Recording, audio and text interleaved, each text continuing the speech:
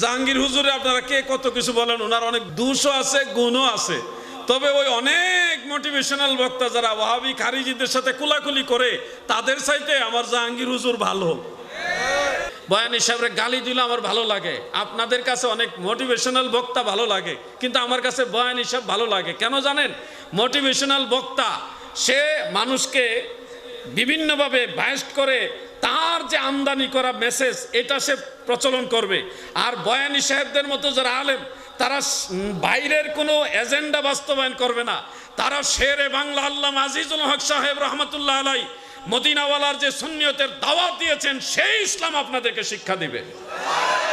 এই জন্য আমি বয়ানী সাহেবদের মতো যারা আলেম তাদেরকে বেশি মহব্বত করি। যারা আকীদার ব্যাপারে কাউকে চিনে না, আকীদার বিপরীতে যেই দাঁড়াবে তাকে চিনে না, ছাড় দেয় না। এগুলি হলো একেবারে মানে টাটকা নির্ভেজাল সুন্নি।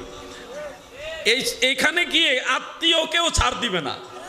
এই ধরনের লোক যদি ময়দানে না থাকে, তাহলে কোন সময় আমরা গুলালু সুন্নি হয়ে যাব ঠিক নাই। সুন্নিদেরকে সুন্নি হিসেবে রাখার জন্যে বয়ানী সাহেবের মতো বক্তা আমাদের দেশে আরো দরকার।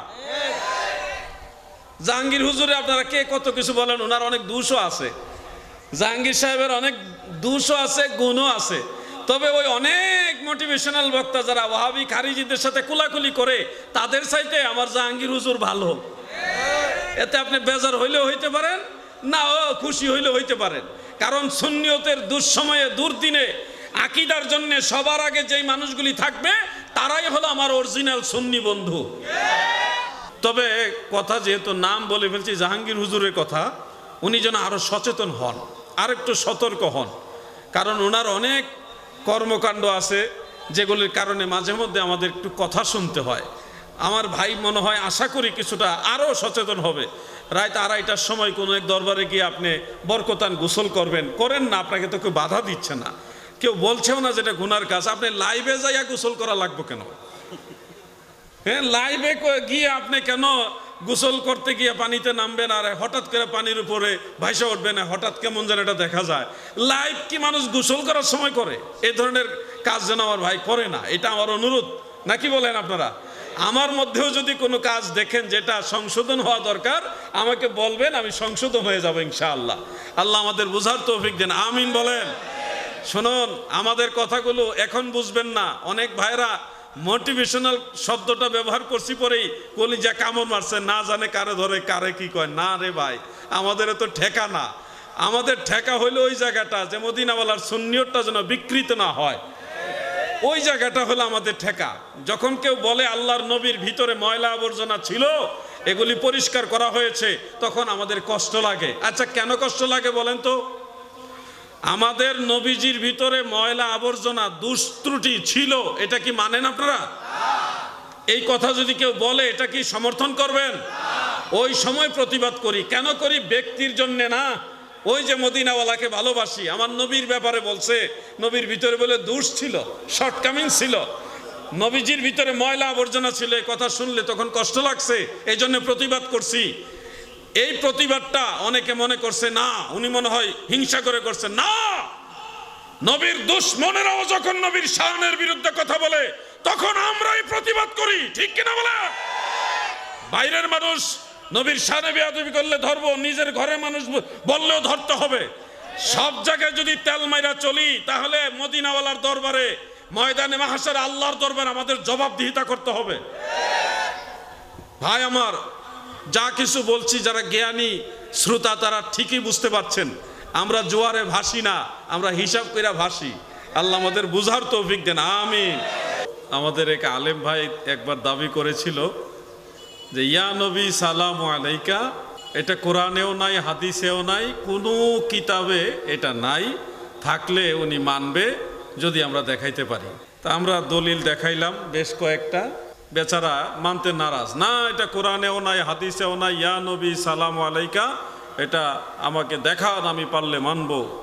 পরে আমি একটা কায়দা করলাম, ওই বেচারার নাম ছিল হাফিজুর রহমান। আমি বললাম যে হাফিজুর রহমান এই নাম রাখা শিরক, কারণ হাফিজ এটা হলো ইসমে ফাইল। হাফেজ মানে হেফাজতকারী, রক্ষাকারী, আর রহমান মানে আল্লাহ। হাফিজুর রহমান মানে আল্লাহর হেফাজতকারী, আল্লাহর রক্ষাকারী। নাউজুবিল্লাহ, হাফিজুর রহমান নাম রাখা যাবে না, এটা শিরক। এখন যে এই কথা বলার পরে বেচারা এখন তো টেনশনে পড়ে গেছে, অর্থ তো ঠিক আছে, হাফিজুর রহমান, রহমানের হেফাজতকারী, আল্লাহর হেফাজতকারী কোনো মানুষ হইতে পারে? আল্লাহর সংরক্ষণকারী তো কোনো মানুষ হইতে পারে না। এটা তো আসলেই চিন্তার বিষয়। তো উনি আবার ওই বক্তা সাহেব আবার তেমন একটা গ্রামার টামার এগুলি বুঝে না। আরেকজন আলেমকে উনি আবার সহযোগী হিসেবে নিয়ে আসলেন, উনি আবার একটু মোটামুটি ভালো আলেম। উনি ব্যাখ্যা দিতেছে, জিহাদি সাহেব আপনি গ্রামার বুঝেন না, হাফিজুর রহমান নাম জায়েজ আছে, এটা কোরআনের আয়াত অনুযায়ী জায়েজ আছে, গ্রামারের নিয়ম অনুযায়ী জায়েজ আছে। কেমনে জায়েজ আছে? এই আয়াতে এটা ইসমে ফাইল, এটাকে ইসমে মফউলের মানা ধরা হয়েছে, ওই আয়াতে এটাও ইসমে ফাইল, ওটাকে ইসমে মফউলের মানা ধরা হয়েছে। অতএব গ্রামারের একটা নিয়ম, নাহুর একটা নিয়ম হলো অনেক ক্ষেত্রে ইসমে ফাইল অনেক সময় ইসমে মফউলের মানা দেয়। জিহাদি সাহেব আপনি না বুঝেই বলেছেন, হ্যাঁ এটা ঠিক আছে। বেচারা এখন হাফিজুর রহমানকে মাহফুজুর রহমান বানাইয়া ইসমে ফাইলকে ইসমে মফউল বানাইয়া জায়েজ করাইছে। আমি তখন লাইভ আইসা বললাম, ভাই সাহেব আমি এটা আগেই বুঝছি, আপনাদের বুঝাইবার জন্য পেঁচটা মারলাম। যেই গ্রামার দিয়ে হাফিজুর রহমানকে মাহফুজুর রহমান বানিয়ে ইসমে ফাইলকে ইসমে মফউল বানিয়ে নাম জায়েজ বানাইলেন, সেই গ্রামারের নিয়ম অনুযায়ী ইয়া নবী মূলত ইয়া আইয়ুহান নবী হিসেবে আল্লাহর কোরআন অনুযায়ী জায়েজ হয়। সুবহানাল্লাহ। গ্রামার দিয়ে যদি আপনার নাম জায়েজ হয়, গ্রামার দিয়ে ইয়া নবী সালামু আলাইকাও জায়েজ হয়, তখন বেচারা ঠান্ডা হইছে। এরপরে আর কোনোদিন শুনি নাই যে ইয়া নবী সালাম আলাইকা কোরআন হাদিসে নাই। আমার ভাই সাহেবের নামটা, আপনার নামই তো নাকি, মসজিদের ইমাম সাহেবের নামটা আমি পড়ে ওই কথা মনে পড়লো আর কি। অনেক সময় বুঝাইতে হয়, যেমন এক লোক তার পুকুরের মাঝখানে একটু শুকনা জায়গায় সেখানে একটা লেবু গাছ লাগাই দিছে, এই কিনারের কাছে একটু উঁচু জায়গায় এখানে একটা লেবু গাছ লাগাইছে। লেবু গাছে আল্লাহ পাকের দয়ায় লেবু ধরছে। এক বানর কিভাবে জানে সাঁতার কাটাই উঁচু জায়গায় গিয়ে তারপরে ওই লেবু গাছের লেবু পেড়ে পেড়ে পানিতে ফেলে দিতেছে। এখন লেবু গাছের মালিক ভয়ে আবার বানরের কাছেও যাইতেছে না, যদি আবার কামড় মারে বা নখ দিয়ে আসর মারে। এখন কি করলো, ওই লেবু গাছের মালিকের মাথায় একটা বুদ্ধি আসলো যে কি করা যায়। উনি একটা মাটির টুকরা নিয়ে যেদিকে কিনার তীর পার ওইদিকে একটা ঢিল মারলেন। বানর এটা দেখে বুঝতে পারলো যে ঢিল মারা লাগবে, উনি যেহেতু মারছে আমিও মারবো, বানরে শিখলো। এখন বানরে কি করে, লেবু পারে আর কিনারের দিকে তীরের দিকে এইভাবে ঢিল মারে। তো যিনি লেবু গাছের মালিক তিনি বলল যে আমার বুদ্ধিটা কাজে লাগছে, অন্তত পক্ষে পানি থেকে আর লেবু তুলে আনতে হবে না, লেবুগুলো আমার ঢিল মারার উসিলায় শিখছে, শিখে এখন কিনারের মধ্যেই লেবু ফেলে দিতেছে, আমার কাজ আগাইতেছে। তো বলার উদ্দেশ্য হলো আহলুস সুন্নাহ ওয়াল জামাত তথা সুন্নি জামাতের প্রতিটি আমলই কোরআন হাদিস দ্বারা প্রমাণিত, দলিল সম্মত। কেউ জানে কেউ না জেনে মিথ্যা তোহমত দেয়, বিদআত, হারাম, শিরিক এগুলি ফতোয়া দিয়ে দিয়ে মানুষের মনের ভিতরে ভয় ঢুকায় দেয়। কিন্তু অনেক জিনিস আছে আমাদের সমাজে প্রচলিত যেগুলিকে বিদআত বিদআত বলা হয়, অরিজিনালি সেগুলি বিদআত নয়। বিদআত দুই রকম, আপনারা হয়তো অনেকে জানেন। বিদআত দুই রকম।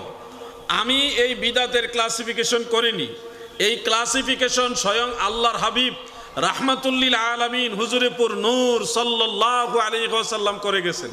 প্রিয় নবীজি দুই ধরনের আবিষ্কারের কথা বলে গেছেন। এক ধরনের আবিষ্কার হলো মান সান্না ফিল ইসলামে সুন্নাতান হাসানা, যারা ইসলামের মধ্যে ভালো কোনো প্রচলিত করবে, ভালো কোনো জিনিস প্রচলন করবে।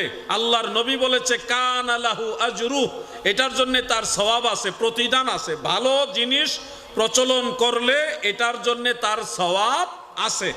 আর যদি মন্দ জিনিস কেউ প্রচলন করে সেটার জন্য তার গুনাহও আছে। যেমন তাফসিরুল কুরআন মাহফিল, সিরাতুন নবী মাহফিল, বিশ্ব ইজতেমা নামে টঙ্গীর তুরাগ নদীর তীরে যে বড় সমাবেশ হয়, এই ধরনের আরো অনেক সমাবেশ, আহলে হাদিসের সমাবেশ হয়, চরমনায়ের সমাবেশ হয়, আরো অনেক দরবারের উরুস মাহফিল হয়। এরকম আরো বড় বড় সমাবেশ হয়, যেই ধরনের সমাবেশ প্রিয় নবীজির জমানায় এভাবে হতো না, এই সিস্টেমে হতো না। কিন্তু পরবর্তীতে ওলামাই কারাম, পীর মাশায়েখগণ, তিনারা উম্মার বৃহৎ স্বার্থে, দিন চর্চার বৃহৎ স্বার্থে, দিন মানুষকে শিক্ষা দেওয়ার বৃহৎ স্বার্থে, ধর্ম চর্চা, কোরআন হাদিসের চর্চার বৃহৎ স্বার্থে তাফসীরুল কোরআন মাহফিল, সিরাতুন নবী মাহফিল, ইজতেমা, বিভিন্ন ধরনের উরুস মাহফিল, ইসালে সওয়াব মাহফিল, তারপরে আরও যত মাহফিল, সালাফি সম্মেলন সহ এগুলি তেনারা প্রবর্তন করেছেন যেন ধর্মচর্চা থাকে। এগুলো যদিও রসুল পাকের জমানায় ছিল না, সাহাবীদের জমানায়ও ছিল না, তাবিঈদের জমানায়ও ছিল না, পরবর্তীতে ইসলাম এবং মুসলিম উম্মার বৃহৎ স্বার্থে উলামায়ে কেরাম তিনারা এগুলি প্রচলন করেছে। যেগুলি কোরআন সুন্নাহ সমর্থিত এগুলাকে বলা হয় সুন্নতে হাসানা। হাদিস শরীফের ভাষা এগুলোকে বলা হয় সুন্নতে হাসানা। আর উলামায়ে কেরাম এটাকে বলেছে বিদআতে হাসানা, মানে উত্তম আবিষ্কার, উত্তম প্রচলন। এই প্রচলনটা যে হবে এবং এটা যে সওয়াবের কাজ, এটা কিন্তু আল্লাহর নবীর ঘোষণা করা, আমাদের কারো বানানো নয়। আবার অপোজিটে গান বাজনার আসর করা, বিভিন্ন বাদ্যযন্ত্র নিয়ে গান বাজনা করা, এই প্রচলন আমাদের দেশে অনেক জায়গায় আছে। উরুসের নামে নারী পুরুষ একসাথে গান বাজনা করা, অনেক ধরনের শরীয়ত বিরোধী সমাবেশ আছে। গায়ে হলুদের অনুষ্ঠানের নামে অনেক নোংরামি হয়। খেলা, বিভিন্ন আর্জেন্টিনা, ব্রাজিল, বিভিন্ন দেশের খেলা কেন্দ্রিক অনেক ধরনের শরীয়ত বিরোধী কথাবার্তা, কর্মকাণ্ড হয়। এগুলি হলো সুন্নতে সাইয়্যা, মানে এগুলি হলো মন্দ প্রচলন। বিদআতে সাইয়্যা, মন্দ বিদআত, যেগুলি ইসলামে গ্রহণযোগ্য না, এগুলো যারা করবে তারা গুনাহগার হবে এবং সেই গুনার কারণে জাহান্নামে যাবে।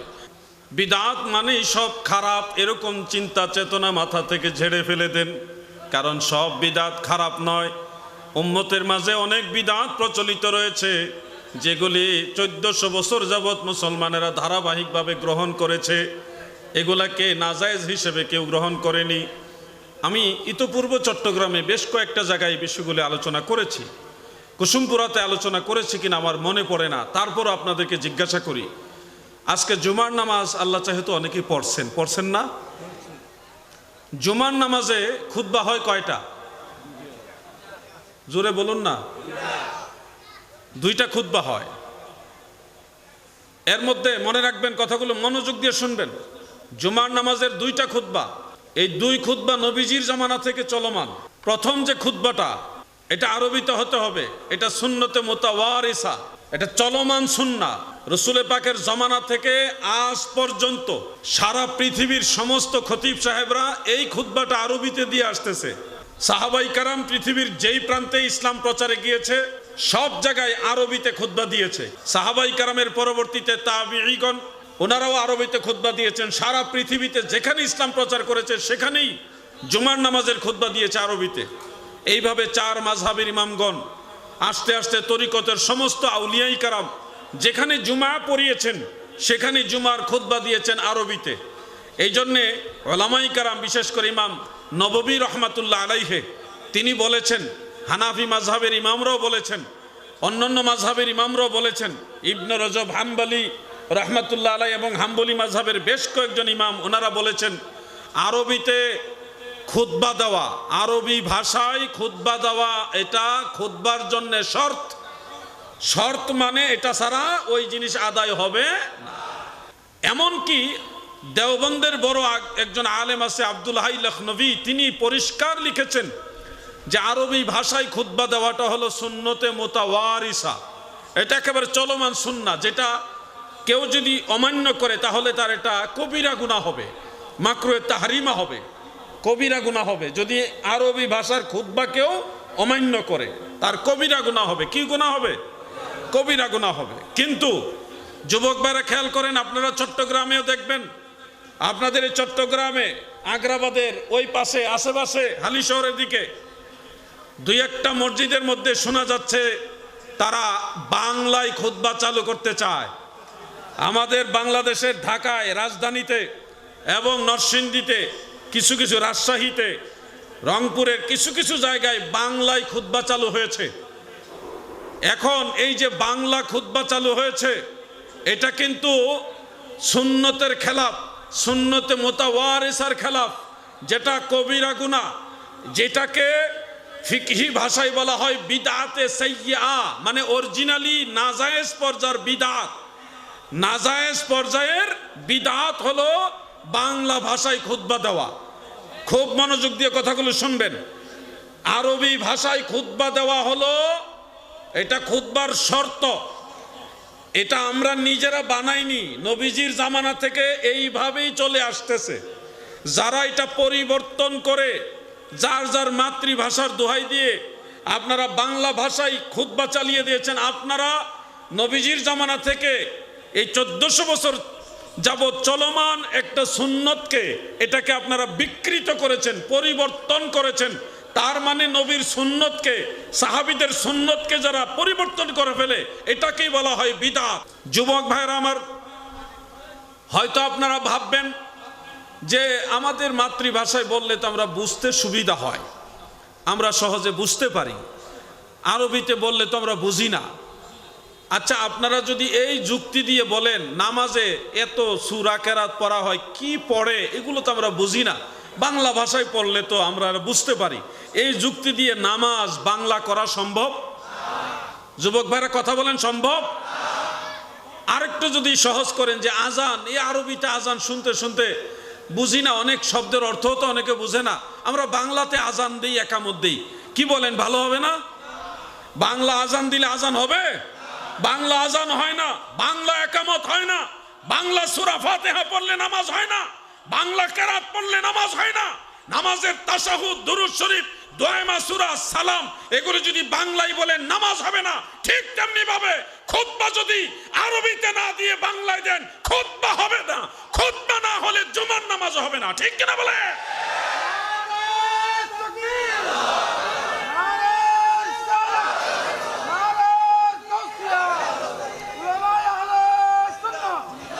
যুবক ভাইরা, আপনাদের মনোযোগ আকর্ষণ করছি, কারণ এটা মুরব্বীদের মাসালা না, মুরব্বীরা এসব ফাংশন তেমন একটা বুঝেও না।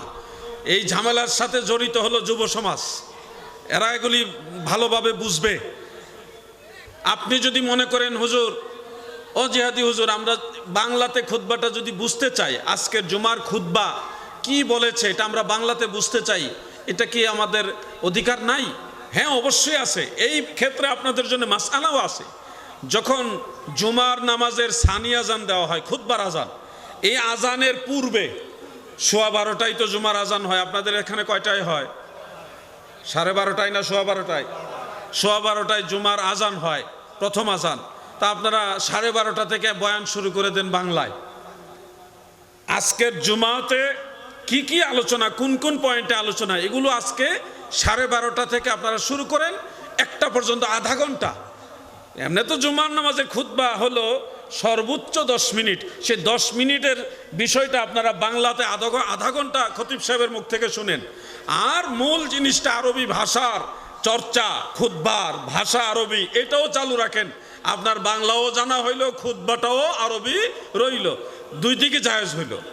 কিছু ভাইরা আবার ইদানিং বলা বলি করছে, অনেকে ফতোয়া দিচ্ছে যে জুমার নামাজের আজানের আগে বাংলা ওয়াজ করা জায়েজ নাই, বেদাত, এরকম বলে। তারা আবার এরকম বলে যে খুতবার আজানের আগে যদি আবার আরেকটা আলোচনা এখানে করা হয় তাহলে খুতবা 3টা হয়ে যায়। ইসলামে খুতবা হলো 2টা, এখানে খুতবা হয়ে যায় 3টা। প্রথম একটা বাংলায়, তারপরে আরো 2টা আরবিতে, টোটাল 3টা হয়ে যায়। তা করা যাবে না, এই ধরনের বক্তব্য অনেকে দিচ্ছে। মুরব্বীরা, আপনারা এগুলি জানবেন না, এটা জানবে হলে ওই যে ওয়েবসাইট যারা চালায়, ফেসবুক শরীফ যারা চালায়, গুগল শরীফ, তারপর এগুলি শরীফ আমি অ্যানকার করে বলতেছি আর কি, তারপর ইউটিউব নিয়ে যারা ব্যস্ত থাকে, সোশ্যাল মিডিয়া নিয়ে যারা সবসময় পড়ে থাকে, তারা জানে লামাজহাবিরা, কখনো ওয়াহাবি খারেজিরা এই কথাগুলি ছড়ায় দেয়, মানুষের মধ্যে একটা আতঙ্ক ছড়ায়। কিন্তু আজকে আপনারা মনে রাখবেন, জুমার নামাজের 2টা খুতবা, এগুলো তো জুমার নামাজের সাথে সংশ্লিষ্ট। 2টা খুতবা 2 রাকাত নামাজের সমতুল্য। জোহরের নামাজের ফরজ কয় রাকাত? 4 রাকাত না? কিন্তু জুমার নামাজ ফরজ কয় রাকাত? 2 রাকাত। আর বাকি 2 রাকাত গেল কই? জোহরের তো 4 রাকাত, 4 রাকাতের জায়গায় 2 রাকাত জুমা পাইলেন, আর 2 রাকাত গেল কোথায়? ওই 2 রাকাতের রিপ্রেজেন্টেটিভ হলো 2 খুতবা। আপনি যদি 2 খুতবা না পান তাহলে আপনাকে 4 রাকাত নামাজ আদায় করতে হবে শেষে। যদি আপনি খুতবা না পান, মসজিদে যেতে যেতে গিয়ে দেখছেন জুমার নামাজ শুরু হয়ে গেছে, খুতবা পান নাই, এখন আপনি করবেন কি? তখন আপনি জুমা পড়বেন জামাতের সাথে, পড়ার পরে মোনাজাত হয়ে যাবে, এরপরে আপনি ওই পরবর্তীতে বাদাল জুমার পরে আরো 4 রাকাত নামাজ আপনাকে আদায় করতে হবে। কারণ আপনার জুমার নামাজের জরুরি একটা জিনিস, যেটা নামাজের একেবারে গুরুত্বপূর্ণ অংশ, এটা ছুটে গেছে। এই জন্য 4 রাকাত নামাজ আদায় করতে হবে। হানাফি ফুকাহায়ে কেরামদের কেউ কেউ 2 রাকাত নামাজের কথাও বলেছে। আমার মনে হয় সতর্কতামূলক 4 রাকাত পড়াই ভালো। 4-এর ভিতরে 2 আছে, কিন্তু 2-এর ভিতরে 4 নাই, তাহলে আমাদের 4 রাকাত পড়াটা নিরাপদ। বন্ধুরা আমার, দাদু ভাইরা আমার, জুমার নামাজ, এই জুমার নামাজের খুতবার আজানের আগে বাংলা আলোচনা কিংবা যে যেই দেশে আছে ওই দেশে যদি নবীজির হাদিস শরীফগুলি বয়ান করে, জুমার আলোচনা, খুতবার আলোচনাটা যদি রিপ্রেজেন্ট করে, বিভিন্ন দলিলের মাধ্যমে মানুষকে যদি মাতৃভাষায়, যার যার মাতৃভাষায় বোঝায়, এটা বেদাত হবে না গো, এটা সুন্নতে সাহাবা। মুসান্নাফ ইবনে আবি শাইবার মধ্যে ইমাম বুখারী, ইমাম মুসলিমের উস্তাদ ইমাম আবু বকর ইবনে আবি শাইবা রহমাতুল্লাহ আলাইহি বিশুদ্ধ সনদে হাদিস উল্লেখ করেছেন, আমার দয়াল নবীজির 30 জনের মতো সাহাবী। কতজন? যুবকরা, তরুণরা ঘুমাই রয়েছে নাকি তোমরা? কতজন? 30 জনের মতো সাহাবী। বিশেষ করে হযরতে আবু হুরায়রা রাদিয়াল্লাহু আনহু, হযরত আব্দুল্লাহ ইবনে মাসউদ রাদিয়াল্লাহু আনহু, তিনারা কি করতেন?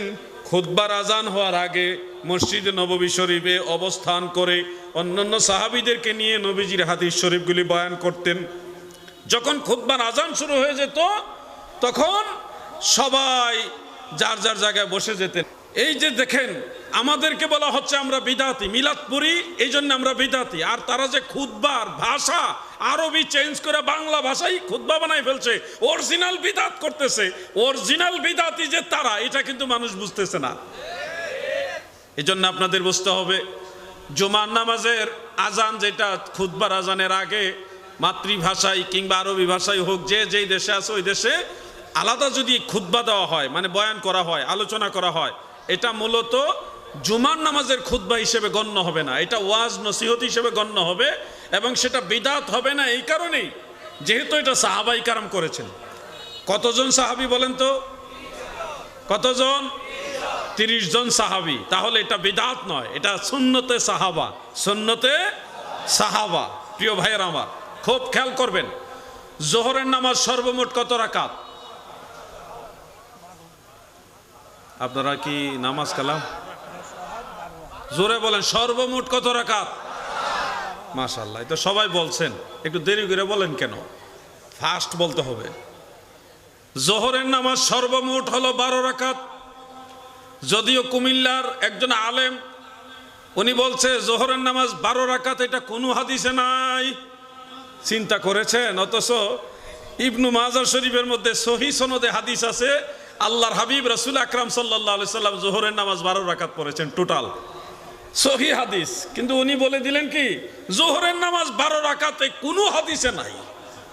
বেচারা বলতে পারতো যে আমার জানা নাই, আমি কোথাও পাইনি, এইভাবে বলতে পারতো না। বলে বললেন কি, জোহরের নামাজ 12 রাকাত কোনো হাদিসে নাই। এখন ওনার অনুসারী যারা বলেন, ওনাকে যারা ফলো করে, তারা কি 12 রাকাত পড়বে? তারা তো এমনি সুযোগ খুঁজে, মানুষ তো এমনি আমল করতে চায় না। আর আমরা যদি আর একটু ভুলভাল ফতোয়া দিয়ে দেই, তাহলে তো নামাজ আর পড়তেই চাইবো না, তাই না ভাইজান? খুব খেয়াল করে শুনবেন, জোহরের নামাজের 4 রাকাত সুন্নত। প্রথম যে 4 রাকাত সুন্নত, এইটার মর্যাদা কি আমি আপনাদের শোনাই। অনেকে আছেন ব্যবসা বাণিজ্যের মধ্যে বরকত নাই, অনেক কাজকর্ম করেন, মাস শেষে দেখা যায় কোনো বরকত পান না, টাকা পয়সা কোন দিকে যে যায় কোনো কুল কিনার খুঁজে পান না। অথবা এমন আছেন যে অভাব অনটন সব সময় লেগে আছে, কোনো ধরনের রহমত বরকতের ভাগ পাচ্ছেন না, সংসারের অভাব কাটে না, সংসারের মধ্যে কোনো না কোনো রোগ বেমার লেগেই থাকে। হয় ছেলে অসুস্থ, না হয় মেয়ে অসুস্থ, না হয় নিজের স্ত্রী অসুস্থ, নাইলে নিজে অসুস্থ, অনেক সময় নিজের মা বাবা অসুস্থ, রোগ বেমার ঘরের ভিতরে সবসময় লেগেই থাকে। এরকম অসুবিধার মধ্যে আছেন না আপনারা? আপনাদের জন্য দয়াল নবীজি ঔষধ দিয়ে গেছেন। আমি কোনো ট্যাবলেট বিক্রি করব না, আমি আপনাদেরকে মদিনাওয়ালা শিক্ষা জানিয়ে যাব। আল্লাহর হাবিব বলেন, মান সাল্লা আরবা রাকাতিন কাবলা যোহর, যোহরের ফরজের আগে যারা 4 রাকাত সুন্নত নামাজ আদায় করবে গো, দয়াল নবীজি কয়েকটা ফজিলতের কথা বললেন, এর মধ্যে একটা ফজিলত হলো ফতিহাত লাহু আবওয়াবুর রাহমা, আমার আল্লাহর রহমতের দরজাগুলি তার জন্য খুলে দেয়। তার সংসারের অভাব অনটন আমার আল্লাহ দূর করে দিবে, রিজিকের দরজা বুলন্দ করে দিবে। ব্যবসা বাণিজ্যের মধ্যে পূর্বে বরকত ছিল না, জোহরের নামাজের সুন্নতটা যথাযথ নিয়মে অতীব আদবের সাথে বিনয়ের সাথে আদায় করবেন। সাল্লাম বলুন তো কোন কথাটা বলছিলাম? জোহরের 4 রাকাত সুন্নতের কথা বলছিলাম। মুরব্বী বাবারা, যুবক ভাইরা মনোযোগ দিয়ে শোনো। তোমার যে চাওয়া, তোমার যে অসুবিধা, এগুলি আল্লাহ তাআলা পূরণ করবেন, তোমার অসুবিধা আল্লাহ দূর করবেন। তুমি কথাগুলি মনোযোগ দিয়ে শোনো। মুরব্বী বাবারা আপনারাও শুনেন। জোহরের নামাজের কয়েকটা ফজিলত রয়েছে, এর মধ্যে একটা ফজিলত হলো আল্লাহর নবী বলে সুন্নত নামাজটা পড়লে আমার আল্লাহর রহমতের দরজাগুলি আপনার জন্য খুলে দিবে। এতে করে আপনার সংসারের মধ্যে রহমত এবং বরকত হবে, অভাব অনটন দূর হয়ে যাবে। এই জোহরের সুন্নতের এত মর্যাদা, আল্লাহর হাবিব বলেন উম্মতেরা গো, সুন্নত নামাজ যদি আদায় করো, তোমার ঘরের ভিতরে যত বালা মুসিবত আছে, রোগ বেমার আছে, যত ধরনের বেমারি আছে, আমার আল্লাহ সুন্নতের বরকতে এগুলি দূর করে দিবে। দেখবেন মনের ভিতরে আলাদা শান্তি পাবেন। যুবক ভাইরা আমার, জোহরের 4 রাকাত সুন্নত নামাজের আরেকটা ফজিলত আমার দয়াল নবী রাসূল আকরাম সাল্লাল্লাহু আলাইহি ওয়াসাল্লাম বলেছেন, যদি জোহরের নামাজের 4 রাকাত সুন্নত আদায় করেন, অতঃপর 4 রাকাত ফরজ আদায় করেন, ওয়া বাদাহা আরবাআন, এবং ফরজের পরে 2 রাকাত সুন্নত এবং 2 রাকাত নফল, সর্বমোট হলো 12 রাকাত। যারা জোহরের নামাজ সব মিলিয়ে 12 রাকাত আদায় করে, কত রাকাত? 4 রাকাত সুন্নত, তারপরে 4 রাকাত ফরজ, তারপরে 2 রাকাত সুন্নত, সর্বশেষ 2 রাকাত নফল নামাজ, যারা টোটাল জোহরের নামাজ 12 রাকাত আদায় করবেন, আমার দয়াল নবী বলেছেন সারা রাত দাঁড়িয়ে দাঁড়িয়ে তাহাজ্জুদ নামাজ পড়লে যতগুলি নেকি আমার আল্লাহ আপনাকে দিত, সারা রাত দাঁড়িয়ে তাহাজ্জুদ নামাজ পড়লে যত নেকি হতো আপনার, আমার দয়াল নবী বলেন জোহরের নামাজ 12 রাকাত পড়লে ওই সমান নেকি আপনার আমল নামায় আল্লাহ দিয়ে দিবে।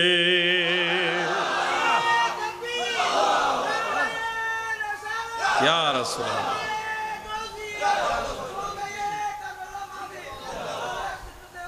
তাহলে আপনারা কি বুঝলেন? জোহরের নামাজ সর্বমোট কত রাকাত?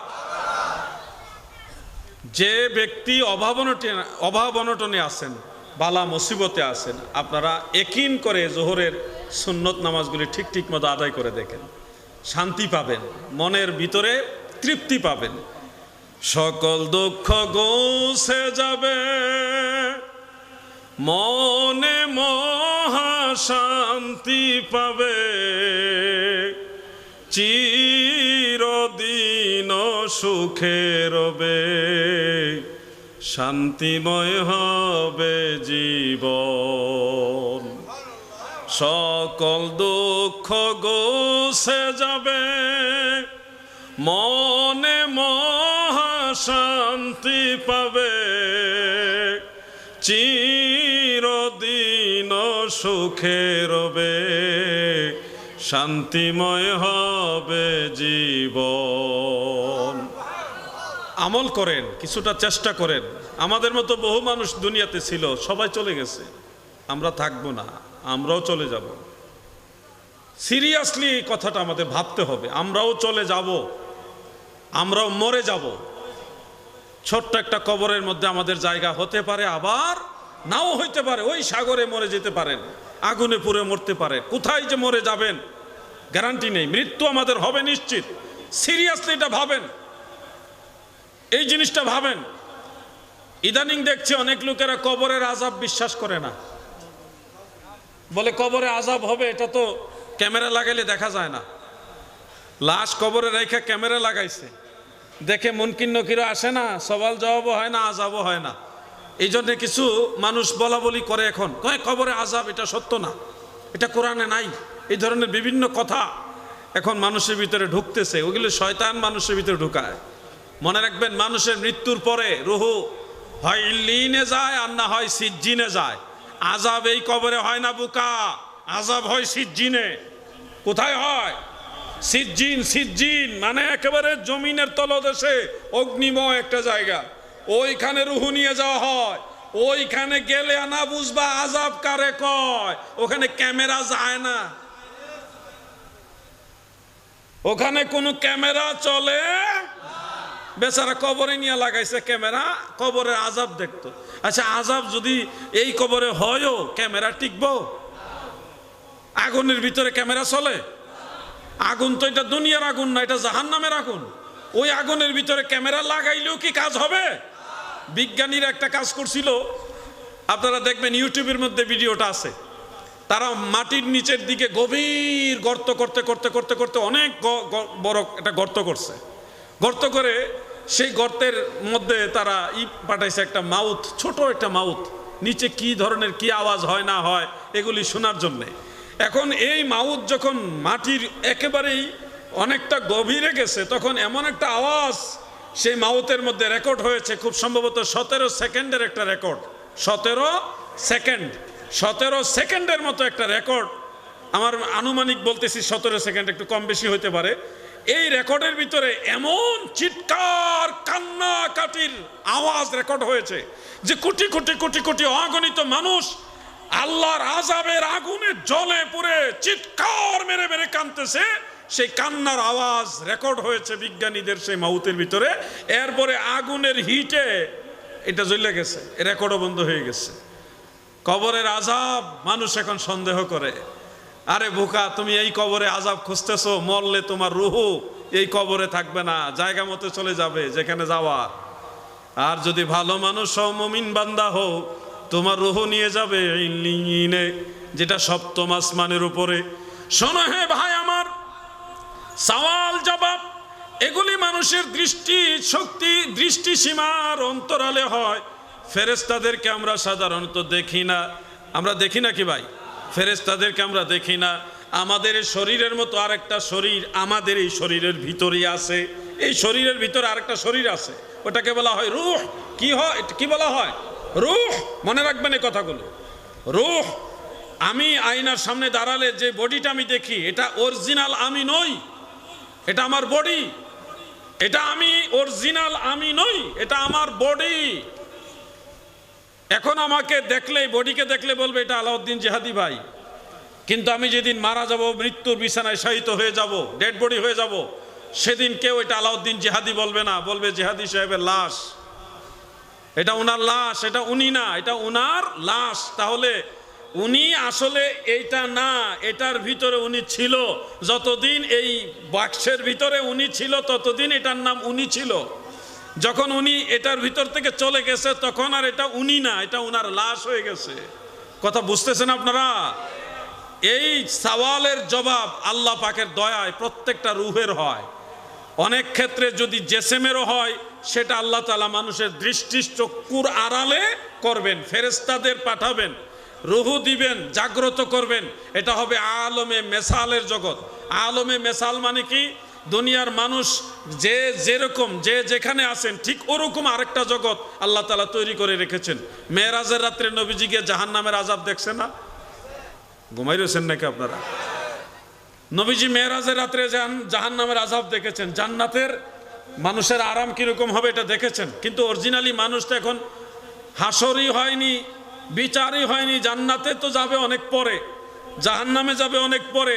তাহলে নবীজি মেরাজের সময় জান্নাত জাহান্নামের আযাব এবং শান্তি আরাম কিভাবে দেখে আসলেন? প্রশ্ন দাঁড়ায় কিনা বলেন? এগুলি আপনাদের জানতে হবে। নবী করিম সাল্লাল্লাহু আলাইহি ওয়াসাল্লাম মেরাজের রাত্রে জান্নাত দেখেছেন, এটাও সত্য। আবার মানুষ এখনো জান্নাতে যায়নি, ওটাও সত্য। তাহলে দুইটা একসাথে সত্য হয় কিভাবে? একটা বিল্ডিং বানাইবার আগে বড় একজন ইঞ্জিনিয়ার দিয়া ওই বিল্ডিং এর একটা নকশা তৈরি করা হয়, স্ট্রাকচার তৈরি করা হয়, হয় কিনা? কি কথা কন নাকি, হয় কিনা? কাগজে লেখা হয় যে কিভাবে কিভাবে সিঁড়ি হবে, কিভাবে কয়তলা বিল্ডিং হবে। এটা তো সাধারণ মানুষের একটা জ্ঞান দিয়ে যে বিল্ডিংটা আমি কিভাবে বানাবো, এই হলো একটা ফ্রেম, একটা স্ট্রাকচার, এটা একটা নকশা, বিভিন্নভাবে এটার নামকরণও করা হয়। তো আমার আল্লাহ যখন এই দুনিয়া বানায়, এর আগে, এই দুনিয়া বানাইবার আগে, দুনিয়ায় মানুষ পাঠাইবার আগে আরেকটা জগৎ বানাইছে, যেটাকে বলা হয় আলমে মেসাল। বলেন আলমে মেসাল। এই দুনিয়ার মানুষেরা কে কোথায় কি করবে না করবে, কে কোথায় কি করবে, কোথায় যাবে, কি করবে না করবে, সব কিছু ওই আলমে মেসালের মধ্যে সাজানো আছে, করা আছে। ওই জিনিসটাই হলো আমার দয়াল নবীজি মেসালের জগতে জান্নাতেও দেখে আসছেন, জাহান্নামও দেখে আসছেন। ওই যেরকম দেখে আসছেন মানুষ, ঠিক ওই রকম আযাব ভোগ করবে যখন জাহান্নামে যাবে। আলমে মেসাল সম্পর্কে আপনার যদি জ্ঞান অর্জন করতে হয়, তাহলে আল্লাহর ওলিদের সোহবতে যাইতে হবে। আপনি নিজেও দেখতে পারবেন। আল্লাহর হাবিব রাসূল করিম সাল্লাল্লাহু আলাইহি সাল্লাম, যেটা এখনো ঘটে নাই, সামনে ঘটবে এরকম ঘটনাও কিন্তু বলে দিয়েছেন। কি বলেন নাই? যেটা এখনো ঘটে না, আগামীকাল ঘটবে এরকম ঘটনাও বলে দিয়েছে। কিভাবে? ওই যে আলমে মেসালের জগতে নবীজি দেখছেন যা আগামীকালে এই ঘটনাটা ঘটবে, এটা দেখছে আল্লাহ, সেই পাওয়ার নবীজিকে দিয়ে দিয়েছে। আলমে মেসালের জগতে দেখছে আগামীকাল এই ঘটনা ঘটবে, যার কারণে আগের থেকে নবীজি বলে দিয়েছে আল্লাহ পাকের ইচ্ছায়।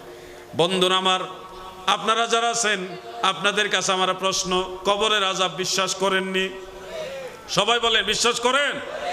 অনেক সময় আল্লাহর কুদরতে অনেক কবরের ভিতরে সাপও দেখা যায়। এগুলি অরিজিনাল সেই সাপ না, না হইলেও মানুষকে এটা নিদর্শন দেখায় আল্লাহ যে এরকম সাপ কিন্তু তোমার কবরে আমি রাখছি বাছাই কইরা।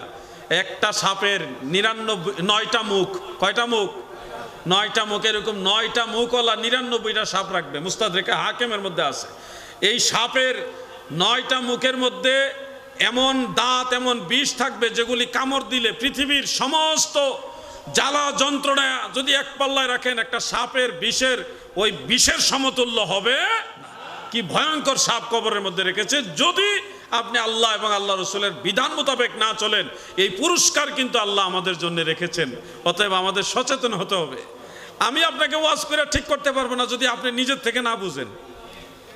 আপনারা ওয়াজ শুনতে শুনতে শুনতে শুনতে ওয়াজ অনেকে জানেনও, 2-4 মিনিট, 10-12 মিনিট, 20 মিনিট অনেকে আপনারা ওয়াজ করতেও পারবেন। এখন ওয়াজ হয়ে গেছে কমার্শিয়াল।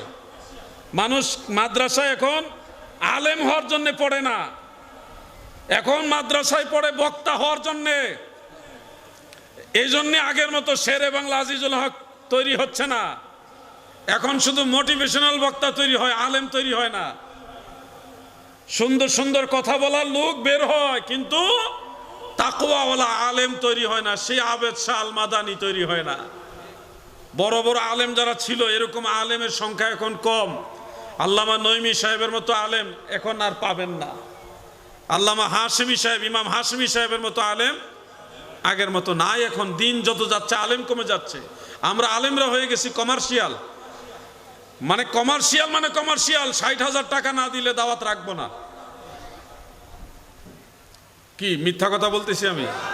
আমি বলছি না যে হাদিয়া নেওয়া জায়েজ নাই, কিন্তু সব কিছুর মধ্যে একটা ব্যালেন্স আছে। ব্যালেন্স করে চলতে হবে। এই ব্যালেন্স যদি আপনার মধ্যে না থাকে, তাহলে ওই যে বক্তা হতে পারবেন, আলেম হওয়া যাবে। আল্লাহ আমাদের বুঝার তৌফিক দেন, আমিন বলেন। লা ইলাহা ইল্লাল্লাহ, লা ইলাহা ইল্লাল্লাহ, লা ইলাহা ইল্লাল্লাহু মুহাম্মাদুর রাসূলুল্লাহ সাল্লাল্লাহু আলাইহি ওয়াসাল্লাম। আমার দাদু ভাইরা গভীর মনোযোগ। জোহরের নামাজের কথাটা আপনাদের শোনালাম। এবার আমি একটু আসরের নামাজের কথা বলি। দাদু আমার, আসরের নামাজ সর্বমোট কত রাকাত? জোরে বলেন। 8 রাকাত। 8 রাকাতের মধ্যে আমরা মুসল্লি যারা অনেক ব্যস্ত, অনেক কাম কাজ, আমাদের অনেক ব্যবসা বাণিজ্য, অনেক বিজি, যার কারণে আমরা ম্যাক্সিমাম মুসল্লি 8 রাকাত পড়ি না, কোনো মতে 4 রাকাত ফরজ পড়ি, তাই না? কি আওয়াজটা দুর্বল হইল কেন? ফরজ পড়ে আবার আরেক দল আছে, এরা আবার মানুষের আমল নষ্ট করার জন্য ঠিকাদারি নিছে, কয় এই সুন্নত না পড়লেও চলে, এটা সুন্নতে জায়েদা গায়রে মুআক্কাদা। মানে আপনি তো এমনি পড়েন না, আপনাকে আরো না পড়ার সুবিধা করে দিতেছে। বলেন তো, মানুষের আমল কমায় দেওয়ার জন্য উৎসাহ দেয় কে? কে দেয়? শয়তান। তো শয়তান যেটা চায় সেটা আমাদের কিছু ভাইরা কইরা দেয়, যে এটা সুন্নতে গায়রে মুআক্কাদা জায়েদা, এটা না পড়লেও চলে, মানে সুবিধা করে দিচ্ছে, সুন্নত পড়ো না। আর আপনি যদি পীর মুর্শিদের দরবারে যান, আল্লাহর ওলিদের কাছে যান, তারা গেলে বলবে বাবা সবাই দাঁড়ায় আগে 4 রাকাত সুন্নত পড়ো। সুন্নত পড়াইবো আপনাদের দিয়া, চাপ দিয়া, সময় নিবে আলাদা, সুন্নত পড়াইয়া তারপরে ফরজে দাঁড়াবে। তাহলে যেই লোক সুন্নত ছেড়ে দেয় সে ভালো, না যে সুন্নত নিজেও পড়ে মানুষকে পড়ার জন্য বলে সে ভালো? কোনটা ভালো আপনাদের কাছে? কোনটা ভালো? যে না পড়াই সেই তো ভালো নাকি? পড়াইলে ভালো। আচ্ছা, কি ভালো? এই সুন্নত পড়লে কি ফায়দা? ও চট্টগ্রামের মুমিন মুসলমানেরা, আসরের সুন্নত যদি পড়েন আপনাদের কি ফায়দা হবে? আমি 2টা ফায়দার কথা আপনাদের শুনিয়ে যাই। 1 নম্বর ফায়দা, মনে রাখবেন এই কথাগুলো। যুবক ভাইয়েরা, মুরব্বী বাবারা, আগে যদিও সুন্নত অনেকে ছেড়ে দিয়েছেন, এখন থেকে আর সুন্নত নামাজটা ছেড়ে দিবেন না, নিয়মিত আদায় করবেন। করলে কি লাভ? 2টা লাভের কথা আমার দয়াল নবীজি বলেছেন। 1 নম্বর লাভ হলো আত-তারগীব ওয়াত তারহীবের মধ্যে হাফেজ মুনজিরি রহমাতুল্লাহ আলাইহি হাদিস উল্লেখ করেছেন, মান সাল্লা 4 রাকাতিন ক্বাবলাল আসরে হারামাল্লাহু বাদানাহু আলান নার। আসরের ফরজের আগে যারা 4 রাকাত সুন্নত নামাজ আদায় করবে, আল্লাহর নবী বলেন এই সুন্নত হাসর ময়দানে এমন এক নূরের বাউন্ডারি হবে, এই বাউন্ডারির কারণে জাহান্নামের আগুন আপনাকে স্পর্শ করতে পারবে না। এই সুন্নতের পাওয়ার দেখছেন? আসরের সুন্নতের পাওয়ার দেখছেন? এটা এমন এক নূরের পর্দা হবে, বাউন্ডারি হবে, এটার কারণে আপনার দেহটা জাহান্নামের আগুনের জন্য হারাম হবে। জাহান্নামের আগুন আপনাকে জ্বালাইতে পারবে না। কিসের কারণে? আসরের 4 রাকাত সুন্নতের কারণে। দেখছেন কি পাওয়ারফুল সুন্নত এটা? এটার আরো লাভ আছে, আমি কি শোনাবো? আসরের সুন্নতের আরেকটা লাভের কথা আপনাদের বলি, অবহেলা করেন না। এই দিন না, আরো দিন আছে। এই দিনে টেনে নিবে সেই দিনের কাছে। এই মাঠে আমি বেশ কয়েকবার আসছি, আব্দুল আজিজ ভাইয়ের মাধ্যমে দাওয়াত পেয়ে বেশ কয়েকবার আসছি। প্রথম যখন আসছিলাম আমার চুলগুলো তেমন একটা পাকা ছিল না, কিন্তু এখন দেখেন লোক তো সে আলাউদ্দিন জিহাদি, লোক তো একটাই, কিন্তু সিগন্যাল পাঠাচ্ছে আল্লাহ, আলাউদ্দিন তোমার সময় কিন্তু ফুরিয়ে যাচ্ছে। আয়নার সামনে দাঁড়াইলে ভয় লাগে এখন, ও আল্লাহ কখন যেন তুমি ডাক দাও। সারা জীবন তো কাটাই দিলাম, আপনি কিভাবে খুশি হবেন তা তো জানি না, আপনি তো খুশি ওইভাবে করতে পারলাম না, নিজেকে নিয়ে ভয় লাগে এখন। আমি আমার কথা বলছি, নিজেকে নিয়ে ভয় পাই, জানি না আল্লাহ তাআলা খুশি কিনা। তারপরও যখন সেজদায় যাই তখন বলি, আল্লাহ গো আপনি কিভাবে সেজদা দিলে খুশি হবেন আমি তো জানি না, আমি যেভাবে পারছি দিছি, আল্লাহ আপনি মেহেরবানি করে আপনি দয়ার গুণে সেজদা কবুল করেন। আপনাকে খুশি করার মতো সেই ক্যাপাসিটি আমার নাই, আমি দুর্বল, আপনি সবল, আমি ক্ষুদ্র, আপনি মহান, আমি বড় গুনাহগার, আপনি আমার দয়াল। আপনি দয়া না করলে আমার কোনো কিছু কিনার হবে না। নিজের মধ্যে ভয় ঢুকে যায়। এখন আমার এই ছোট ভাইরা যারা আছে তারা হয়তো এখন পরকাল নিয়ে ভাবার ওরকম সময় পান না, অনেক ব্যস্ত, খেলাধুলা দুনিয়াদারি নিয়ে অনেক ব্যস্ত। কিন্তু আপনাদেরও ভাবতে হবে, আমার আপনার মতো বহু মানুষই কবর জগতে চলে গেছে। চির ঘুমে যাবে ঘুমাইবে রে আসি মন, কারণ কির শুধাইবে বিকটাকৃতিতে কি যে ভয় হবে নবী পদবিনে ভাব সবে মিশে। নবীজির সাথে যদি সম্পর্ক ভালো না করতে পারেন সব কিছু মিশে হয়ে যাবে, বরবাদ হয়ে যাবে। আল্লাহর হাবিবের সাথে সম্পর্ক ভালো করার অন্যতম মাধ্যম হলো সুন্নত আমলগুলি বেশি বেশি করেন, নিয়মিত করেন, সুন্নত নামাজগুলি ছেড়ে দিবেন না। যুবক ভাইয়েরা, আসরের 4 রাকাত সুন্নতের একটা ফজিলত আপনারা জানলেন, আর একটা ফজিলতের কথা আমি আপনাদের শোনায় যাই। আমার দয়াল নবী, রহমতের নবী, মায়ার নবীজি বলেছেন, আসরের 4 রাকাত সুন্নত যদি তুমি আদায় করো, এই সুন্নতটা হাসর ময়দানে রহমতের একটা চাদর হয়ে তোমার মাথার উপরে ছায়া দিবে।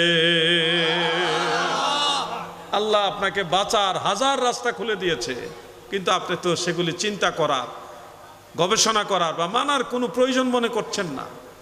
হেলায় হেলায় সাদের জীবন চলে যাইতে লাগিল, সাধন ভজন গুরু ভক্তি কিছুই নাহি হইল, রং তামাশাই দিন কাটাইলা, রং তামাশাই দিন কাটাইলা, মায়ার জালে পড়িয়া, ডুবলো বেলা দেখনা চাহিয়া। এটা আয়ু বেলা, এটা দুনিয়ার বেলার কথা বলছি না, আয়ুর বেলা। প্রিয় ভাইরা, আজকে একটা মাসালা সম্পর্কে আপনাদেরকে জানাই, আপনাদের যুবকদের জানা দরকার। অনেক ফিতনা আমাদের দেশে, এই ফিতনা থেকে আপনাদের বাঁচতে হবে, ফিতনা থেকে নিজেকে সেভ রাখতে হবে, নাইলে কিন্তু বিপদে পড়ে যাবেন। কষ্ট করার পরে দেখবেন এই কষ্টের কোনো কাজে লাগতেছে না। আজকে আমি একটা মাসালা নিয়ে ঢাকা থেকে আসার পথে একটু হালকা গবেষণা করলাম, ড্রাইভিং করছি, ওইদিকে আমার সাথে আশিক ছিল, আশিকে কিতাব পড়ছে, আমি শুনছি। এইভাবে একটা মাসআলা নিয়ে মুতাআলা করতে করতে আসলাম। সেটা হলো, ইদানিং একটা ফিতনা দেখা দিচ্ছে, সাহাবাই কেরামের দুশ্চর্চা, সাহাবাই কেরাম নিয়ে সমালোচনা, যেটা খুবই নিন্দনীয়। আমরা নবীর কেমন উম্মত যে আমাদের জিহ্বা থেকে আল্লাহর নবীর সাহাবারা নিরাপদ না। 1400 বছর পরে দরবারের নববীর যারা সদস্য, নবীজির মজলিসে যারা বসেছে, প্রিয় নবীজির সোহবত যারা পেয়েছে, তাদের নিয়ে আমরা সমালোচনা করি। আমরা কতটুকু যোগ্য যে তাদের সমালোচনা করব? এই জিনিসগুলো হতে হতে দেখছি ইদানিং কয়েকজন আলেম একসাথে বসে তারা সাহাবীদের দোষ প্রমাণ করছে। কেমনে জানেন? কয় হযরত আব্দুল্লাহ ইবনে মাসউদ রাদিয়াল্লাহু আনহু নামাজের ভিতরে শুধু একবার রফুল ইয়াদাইন করতেন, বারবার করতেন না। আবার ওইদিকে আবু হুমাইদ সাঈদী রাদিয়াল্লাহু আনহু সহ 10 জন সাহাবী তারা বারবার রফুল ইয়াদাইন করেছে। তাহলে এই 10 জন সাহাবী ঠিক হইলে আব্দুল্লাহ ইবনে মাসউদ ভুল করছে, আর আব্দুল্লাহ ইবনে মাসউদ যদি ঠিক হয় তাহলে 10 জন সাহাবী ভুল করছে। মানে সাহাবীদেরকে সাহাবীদের বিরুদ্ধে দাঁড় করিয়ে একজনকে ঠিক বানাচ্ছে আর একজনকে ভুল বানাইতেছে। আসলে এটা কি ঠিক আর ভুলের বিষয় না। যেই সাহাবী যখন নবীজিকে যেভাবে দেখেছেন ওইভাবেই নামাজ পড়েছেন, কোন সাহাবী ভুল করেছেন এটা বলা যাবে। এক সাহাবী নবীজিকে দেখেছেন বারবার রফুল ইয়াদাইন করেছেন, এই জন্য উনি বারবার রফুল ইয়াদাইন করেছেন। আরেক সাহাবী পরবর্তীতে দেখেছেন নবীজি বারবার রফুল ইয়াদাইন করে নাই, এই জন্য উনি বারবার করে নাই, শুধু তাকবীরে তাহরিমার সময় একবার করছে। তাহলে আগের সাহাবীও ঠিক, পরের সাহাবীও ঠিক। বেশ কমটা শুধু আমরা কোনটা গ্রহণ করব? আমরা গ্রহণ করি সেটাই যেটা সর্বশেষ নবীজি করে গেছেন। সর্বশেষ দয়াল নবীজি একবার শুধু তাকবীরে তাহরিমার সময় রফুল ইয়াদাইন করেছেন, এইভাবে একবার হাত উঠাইছেন, বারবার উঠান না। এটা ছিল নবীজির শেষ আমল, সর্বশেষ আমল। এটাকে বলা হয় সুন্নাহ। এই জন্য আমরা সুন্নতের উপর আমল করি। ওই বারবার হাত উঠানোটাকে আমরা নবীজির সাহাবীদের দোষ বলতেছি না, কারণ তারা এক সময় দেখেছে নবীজি বারবার হাত তুলেছেন, কিন্তু নবীজি সর্বশেষ একবার এটা ফাইনাল করে গেছেন। এখন কোন সাহাবীকে ভুল বলার সুযোগ। এখন এই সমস্ত বিষয়গুলো সামনে নিয়ে এনে এক শ্রেণীর আলেম সমাজ, এদেরকে আলেম বলতে আমাদের লজ্জা লাগে, এরা সাহাবীদেরকে, একজন সাহাবীকে ঠিক বানায় আর একজন সাহাবীকে ভুল বানায়। আহা, যুবক ভাইয়েরা গো, ইদানিং দেখছি জানাজার নামাজ পড়তেছে ঈদের নামাজের মতো। ঈদের নামাজে যেমন আল্লাহু আকবার হাত উঠায় আবার ছেড়ে দেয়, আল্লাহু আকবার হাত উঠায় আবার ছেড়ে দেয় ঈদের নামাজে, তাই না? হাত উঠায় আবার ছেড়ে দেয় ঈদের নামাজে, তাই না? জানাজার নামাজেও আল্লাহু আকবার আবার আল্লাহু আকবার, মানে ঈদের নামাজ আর জানাজার নামাজ মিলে ফেলতেছে। এরকম দেখতেছেন কিনা আপনারা? এগুলি কোথায় পর্যন্ত, মানে কোনটা জানাজার কোনটা ঈদের নামাজ এটা পার্থক্য করতে পারতেছে না, কোথায় যাচ্ছে? আচ্ছা, আপনারা যারা আছেন, আল্লাহ পাক দয়া করলে, আল্লাহ চাইলে সবাই তো আমরা মারা যাবো, আমরা তো কেউ থাকবো না। আপনারা কি চান না নিজের বাবার জানাজাটা নিজে পড়ান? এটা কি চান না আপনারা? ঘুমাই রয়েছেন নাকি আপনারা? নিজের দাদার জানাজা, নিজের বাবার জানাজা, নিজের মায়ের জানাজা আপনারা নিজে পড়াইতে চান না? এখন জানাজা পড়াইতে যে যদি ঈদের নামাজ পড়াই ফেলেন তাহলে হবে? তাহলে জানাজা শিখতে হবে কিনা বলেন? জানাজা শিখতে হবে। এখন আমি আপনাদের প্রশ্ন করি, সবাই খেয়াল করেন, শুধু আলেম ভাইরা বললেন না, আপনারা একটু থাকেন, আমি কোনো ব্রেইন একটু নাড়াচাড়া দিই। বলেন, জানাজার নামাজের ফরজ কয়টি?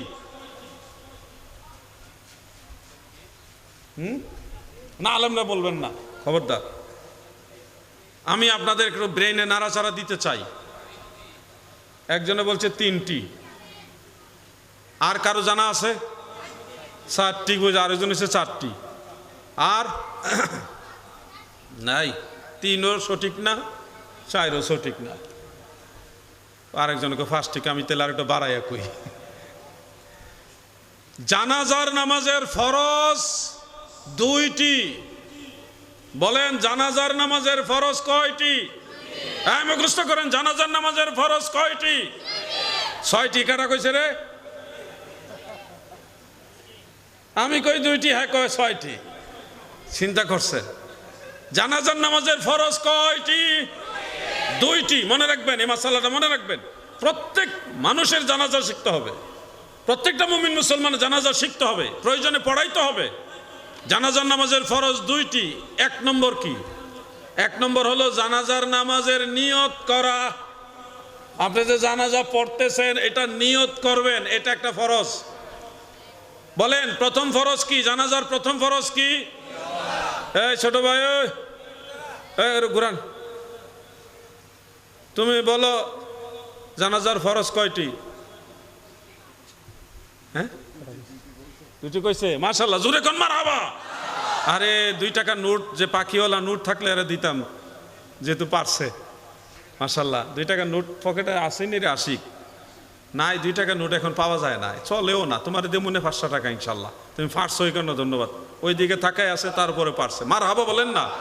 ছোট্ট একটা বাচ্চা ওই দিকে তাকায় আছে, কিন্তু বেচারা এদিকে খেয়াল রাখা ঠিকই ওই দিকে তাকায় আছিল, বলতে পারছে। জানাজার ফরজ কয়টি? এবার বলেন, প্রথম ফরজ কি? নিয়ত করা। কিসের নিয়ত? জানাজা যে পড়বেন, জানাজার নামাজের নিয়ত করা, পড়া না। নিয়ত পড়াটা মুস্তাহাব। নিয়ত পড়া হলো মুস্তাহাব, আর নিয়ত করা হলো ফরজ। নিয়ত করা কি? ফরজ। মুখে উচ্চারণের মাধ্যমে নিয়ত করা মুস্তাহাব। তাও সময় থাকলে পড়বেন, না থাকলে মনের নিয়তি যথেষ্ট। হানাফি মাযহাবের ফতোয়া বাহরুর রায়কের মধ্যে, হেদায়ার মধ্যে, ফতোয়া শামির মধ্যে উল্লেখ আছে, মৌখিক উচ্চারণের মাধ্যমে তালাফফুযু বিহা মুস্তাহাব্বুন, মৌখিক উচ্চারণের মাধ্যমে নিয়ত পড়া, জানাজা বা যে কোনো নামাজের নিয়ত পড়া হলো মুস্তাহাব, আর মনে মনে নিয়ত করা হলো ফরজ। জানাজার নামাজের মনে মনে নিয়ত করা কি? ফরজ। এবার দ্বিতীয় ফরজটা শুনে রাখেন যুবক ভাইয়েরা গো, জানাজার নামাজের দ্বিতীয় ফরজ তাকবীর বলা। কি বলা? তাকবীর বলা। এই জন্য 4 তাকবীর, 4টা ফরজ না, 4টা তাকবীরই ফরজ। 4টা তাকবীরই কি? ফরজ। এক একটা তাকবীর এক এক রাকাতের সমতুল্য।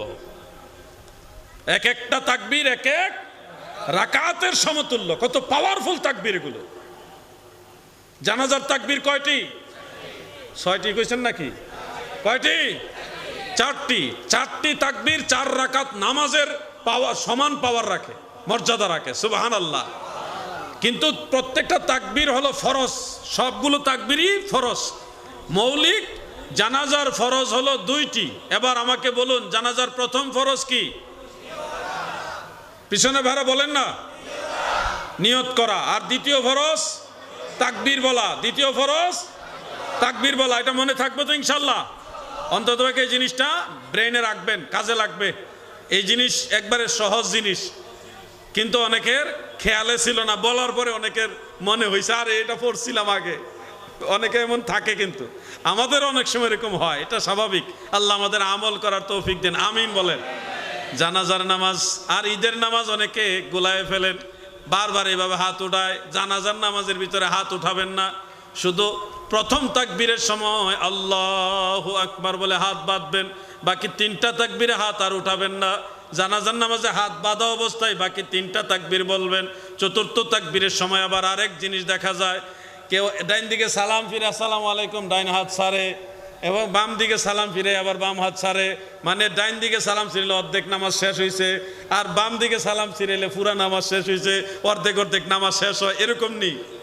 জি না, নামাজ শেষ মানে বাম দিকে সালাম কমপ্লিট, আপনি 2 হাত ছেড়ে দিবেন, আগে ছাড়বেন না। অর্ধেক আগে ছাড়া অর্ধেক পরে ছাড়া এটা কোরআন সুন্নাহ সম্মত কোনো আমল নয়। যদিও আমরা অনেকে করি এরকম, অনেক আলেমরা বলতে পারবে, বলে দিবে, সব কথা নিবেন না। সুন্নত তরিকা যখন 2 দিকে সালাম কমপ্লিট হয় তখনই নামাজ সমাপ্ত হয়। নামাজ সমাপ্ত হওয়ার সাথে সাথে আপনি হাত ছেড়ে দিবেন।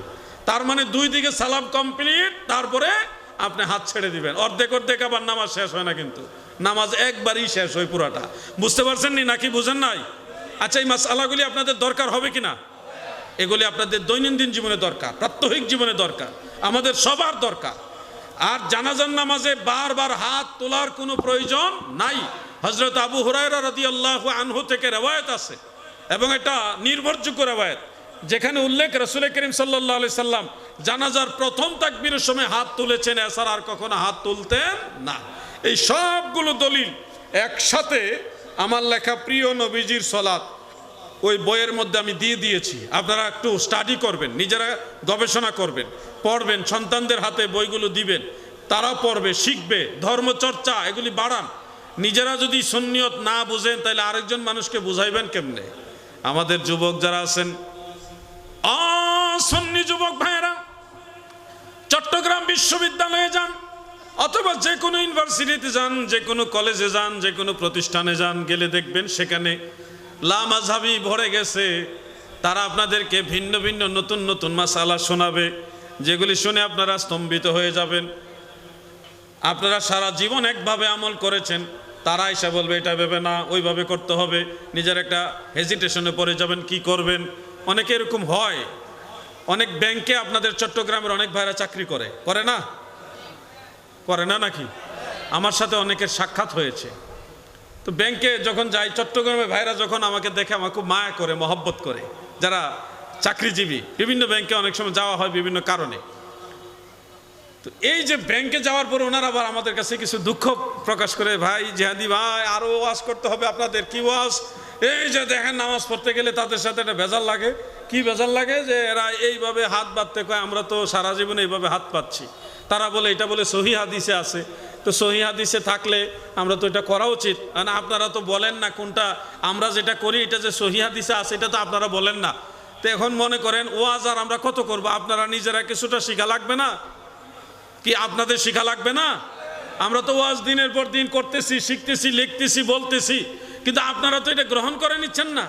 ওয়াজ শুনতেছেন, এইখানে শুনে ওইখানে বের করে দিয়ে সিন্নি পাইয়া বাড়িতে গিয়ে জিন্দাবাদ ঘুমাই গেছেন। অনেকে ফজরের নামাজও পড়েন না। কথা বে ঠিক? আপনাদেরকে দায়িত্ব নিতে হবে। নামাজে কোথায় হাত বাঁধবেন, নাভির নিচে নাকি বুকের উপরে, এটা নিয়ে আমাদের দেশে অনেক ফিতনা ইদানিং দেখা যাচ্ছে। এগুলো কি যুবক ভাইরা, কথা ঠিক আছে নি? কুমিল্লায় ভিক্টোরিয়া কলেজের পাশে একটা মাহফিলে গিয়েছিলাম আমি এই কয়েক মাস আগে। যাওয়ার পরে এক যুবক এসে আমাকে প্রশ্ন করলো, সরাসরি দাঁড়িয়ে, সে ভিক্টোরিয়া কলেজের স্টুডেন্ট। যে হুজুর আমরা নাভির নিচে হাত বাঁধবো, এই ব্যাপারে কি সহি হাদিস আছে কিনা। আমাদেরকে অনেকে বলে বুকের উপরে হাত বাঁধা এটা নাকি সহি হাদিসে আছে, এই ব্যাপারে আপনার মতামত কি। আমাকে যখন প্রশ্ন করলো তখন আমি তাকে ধীরে ধীরে পুরো বিষয়টা ক্লিয়ারলি বোঝালাম। বললাম যে দেখেন, আমানতদারিতার সাথে কথা হলো বুকের উপরে হাত বাঁধারও হাদিস আছে। আমি যদি বলি নাই তাহলে এটা খেয়ানত হবে। কি হবে? খেয়ানত হবে। হাদিস আছে, কিন্তু একটা হাদিসও সহি না, সবগুলি কোনো না কোনোভাবে দুর্বলতা আছে। মুনকার, কোনোটা মুরসাল, কোনোটা মুনকাতের, মানে কোনোটা দাইফ, মানে সবগুলি সমালোচিত, একটাও বিশুদ্ধ পর্যায়ের হাদিস না। কিন্তু হাদিস আছে, নাই বলা যাবে না। তা আমরা নাভির নিচে হাত বাঁধি কেন? এই ব্যাপারে আমার জানা মতে বর্তমান গবেষণা মোতাবেক 10টা হাদিস শরীফ আছে। কয়টা বলেন না? কয়টা? 10টা হাদিস শরীফের মধ্যে 5টা হাদিস শরীফ হলো হাসান সহি, আর 5টা হলো দাইফ, দুর্বল। বুকের উপরে হাত বাঁধার সবগুলো হাদিসই দুর্বল, আর নাভির নিচে হাত বাঁধার 5টা দুর্বল, 5টা সবল। এখন সব দুর্বল ভালো না অর্ধেক সবল অর্ধেক দুর্বল, ওটা ভালো? কোনটা ভালো? যেটার মধ্যে সবল সহি হাদিস আছে ওইটা ভালো না? আমি ওইখানে বললাম যে 10টা হাদিস শরীফ আছে, রাসূল করিম সাল্লাল্লাহু আলাইহি সাল্লাম, সাহাবায়ে কেরাম, তাবিঈগণ তিনারা নাভির নিচে হাত বেঁধেছেন। এর মধ্যে 2-1টা হাদিস শরীফ আমি ওনাদের বলে শোনালাম। আমার দাদু ভাইয়েরা গো, ওই যুবক সেদিন আমাকে দাঁড়িয়ে বললেন, জিহাদি হুজুর, আমরা তো শুনেছি নাভির নিচে হাত বাঁধার 3টা হাদিস আছে, আর 3টাই নাকি জয়ীফ হাদিস। আমি তখন বললাম, যিনি বলেছেন ওনার কাছে হয়তো 3টা হাদিসই জানা আছে, যেগুলি 3টাই দুর্বল, কিন্তু আমরা গবেষণা করেছি, আমাদের জানা মতে 10টা হাদিস শরীফ আছে, এর মধ্যে 5টা দুর্বল আর 5টা হাসান সহিহ। ওনার হয়তো পুরো বিষয়টা জানা নাই, আমি এই বিষয়টা জানি, বেশ কমটা এটুকুই। উনি আমার শত্রু না, আমি ওনার শত্রু না। আমি বলে তারপর ওনাকে একটা বই গিফট করলাম। খুশি হবেন যুবক ভাইরা, ওই বইটা পড়ার পরে ওই ভিক্টোরিয়া কলেজের যুবক সে 100% সুন্নি হয়ে গেছে। মারহাবা বলেন। সে আবার সুন্নি হওয়ার পরে আমাকে আবার ফোন করে জানাইছে একজনে যে ভাই, জিহাদি হুজুর আপনার এই যে যুবক প্রশ্ন করছিল, সে আপনার বই পড়ছে এবং যাচাই বাছাই করে সে এখন আমাদের সুন্নি জামাতে যোগ দিয়েছে, আমাদের সাথে এখন কাজ করে, আমাদের সাথে নামাজ পড়ে। তাহলে ধর্ম সম্পর্কে জানতে হবে কিনা বলেন? সবাই বলেন, জানতে হবে কিনা? এখন হঠাৎ করে যদি এসে আপনাকে বলে, এই নামাজে তোমরা জোরে আমিন বলতে হবে, আস্তে আমিন বলা যাবে না, জোরে আমিন বলো, আলাদ-দাল্লিন আমিন, এরকম বলতে হবে। এখন আপনি তো জানেন না কোনটা সহিহ হাদিস আর কোনটা দুর্বল হাদিস, জানেন না, কারণ আপনি কি করবেন? আপনি তাল মিলানো ছাড়া উপায়। আপনি কি তাল মিলিয়ে চলবেন সারা জীবন? তাল মিলিয়ে চলবেন? আমাদের তো কিছুটা নিজেরাও শিখতে হবে। আলাউদ্দিন জিহাদি প্রতি বছর এসে ওয়াজ করে মানুষকে বুঝায় যাবে, এটুকুই হলে হবে না।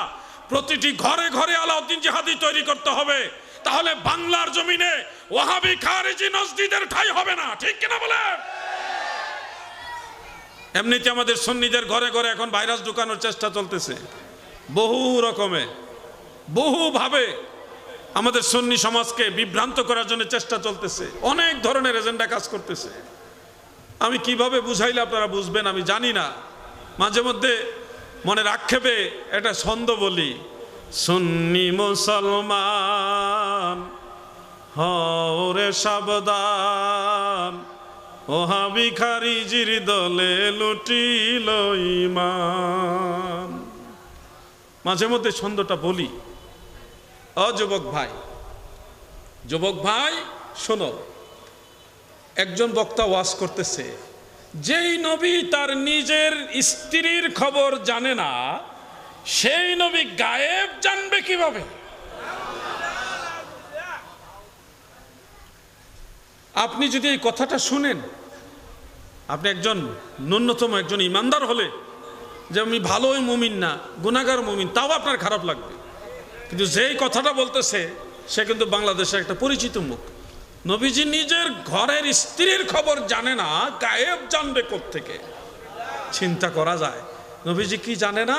ওই যে রাসূল পাক সাল্লাল্লাহু আলাইহি ওয়াসাল্লামের স্ত্রী আমাদের মা হযরত আয়েশা রাদিয়াল্লাহু তাআলা আনহার গলার হার হারায় গেছিল। হারায় যাওয়ার পরে কাফেলা স্থগিত করলেন, দাঁড়া করালেন, এরপরে লোক পাঠাইলেন হার তালাশ করার জন্য। এরপরে অনেকক্ষণ তালাশ করে তারপরে গিয়া এটার একটা কিনার হইছে। এই যে হাড় হারায় গেছে, হাড় কোন জায়গায় আছে নবীজি বলে দেয় নাই কেন? এই জন্য তারা পয়েন্ট বার করছে কি, নবীজি নিজের স্ত্রীর গলার হার কই আছে তাই জানে না, গায়েব জানবে কোত্থেকে? কিন্তু আসল বিষয়টা কি এটা না, আসল বিষয়টা আপনাদের জানতে হবে। আসল বিষয়টা হলো তখনও তায়াম্মুমের বিধান জমিনে আল্লাহ দান করেনি। পানি না থাকলে যে তায়াম্মুম করা যায়, তায়াম্মুম করে নামাজ পড়া যায়, এই বিধান তখনও আল্লাহ দেয়নি। ওই সময় নবীজি এক ময়দান থেকে মদিনা শরীফের দিকে আসতেছেন, পথিমধ্যে আম্মাজান আয়েশা রাদিয়াল্লাহু তাআলা আনহার গলার হার হারায় গেল। এই কারণে কাফেলা ওখানে মরুভূমির মাঝখানে দাঁড়া করাইছে, যেখানে কোনো নদী নালা নাই, পানির ব্যবস্থা নাই। ওই জায়গায় যখন কাফেলা স্টপ হলো, দাঁড়িয়ে গেল, সবাই অপেক্ষা করছে, আর দুই একজন সাহাবী গেছে ওই হার তালাশ করার জন্য। ইতোমধ্যে নামাজের ওয়াক্ত হয়েছে, নামাজের ওয়াক্ত হইলে ওযু করতে হবে, নামাজ পড়তে হবে। এখন ওযু করার মতো পর্যাপ্ত পানি নাই। সাহাবারা এসে নবীজিকে বললেন, ইয়া রাসূলুল্লাহ, নবী গো, ইয়া রাসূলুল্লাহ, নামাজ আদায় করব কিভাবে? আমাদের অনেকের ওযু নেই, ওযু করার পানিও নেই। ওগো আল্লাহর নবী, আপনি আমাদের মেহেরবানি করে ফায়সালা দেন, আমরা এখন কি করব? তখন আমার আল্লাহ তায়াম্মুম করার আয়াত নাজিল করলেন। আমার নবীজি তায়াম্মুমের আয়াত তেলাওয়াত করে সাহাবীদের শিক্ষা দিলেন।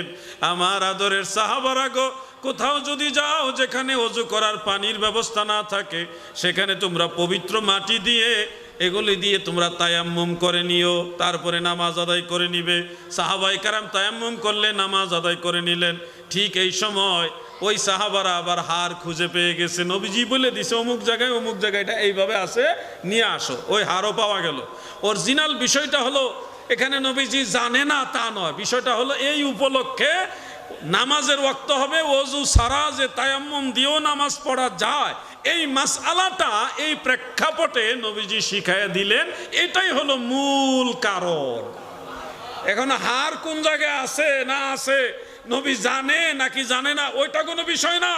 এই প্রেক্ষাপটে উম্মতকে মাসআলা শিক্ষা দেওয়া হলো। আল্লাহর ইচ্ছা নবীর উম্মত যেন ওযু করার পানি না থাকলে তায়াম্মুম করতে পারে, ওটা শিখায় দেওয়া হলো মূল মাকসাদ। ওয়াহাবিরা তো মাসালা বুঝে না।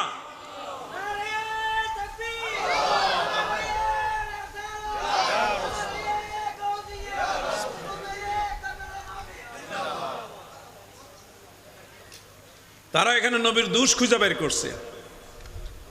আমরা দেখছি নবীজি এই উসিলায় আমাদের মাসালা শিখাইছে, আর ওয়াহাবিরা খুঁজছে কি দোষ। হ্যাঁ, নবী জানে না, নবী গায়েব জানে না, নবীজির স্ত্রীর হার কোন জায়গায় আছে তা জানে না।